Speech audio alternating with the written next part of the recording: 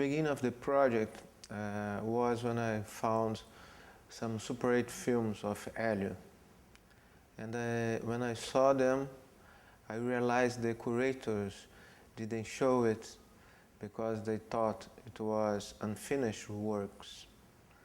But after studying HELIO's thoughts about how he filmed, I realized they were pretty finished because he was talking about the quasi-cinema, which means use just the camera to editing at the same time you were filming, as a lot of filmmakers did in the past, but he was really inspired by Godard and other people at that time.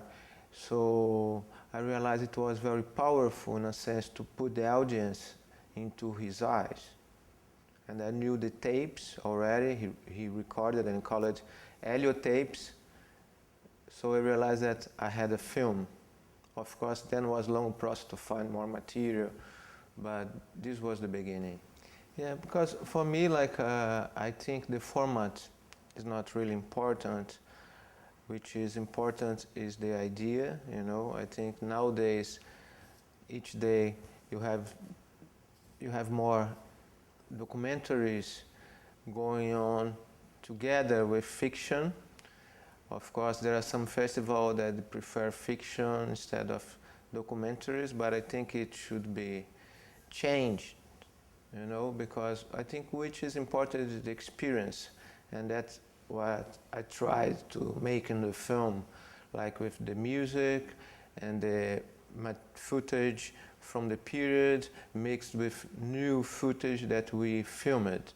So we filmed a lot, mainly the work, but I remade some actions of HELIO as well because we didn't find.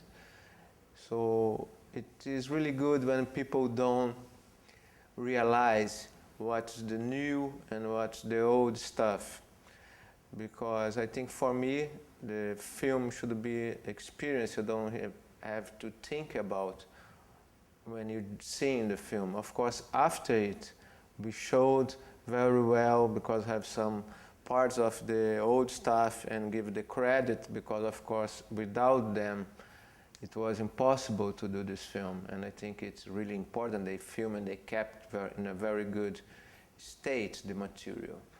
But during the film is a kind of joking what is the reality and what is not.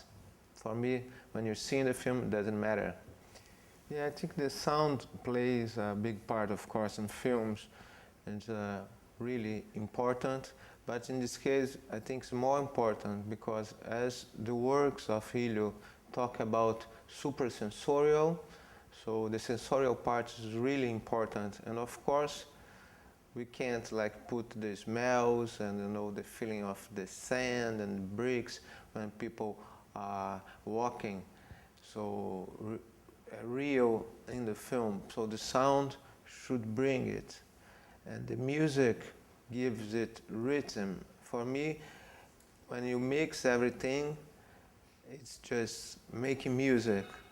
So I'm pretty involved in the soundtrack. I had these two guys that make the special soundtrack, but at the same time, the original soundtrack is something to connect different kind of music. We start with Sebastian Bach, and we go through, samba, we go through rock and roll, we go through several different styles, but the soundtrack was so nice that was able to connect these different styles so you don't feel like they are conflict.